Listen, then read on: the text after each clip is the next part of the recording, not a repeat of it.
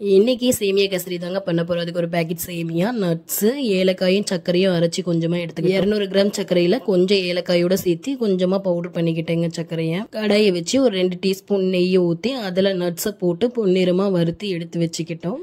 அதே நெய்யில் நம்ம வாங்கி வச்சிருக்கிற சேமியாவை போட்டு அந்த பொன்னிறமா வர வரைக்கும் நல்லா ப்ரௌனாக வர வரைக்கும் நல்லா வறுத்து எடுத்துக்கணுங்க.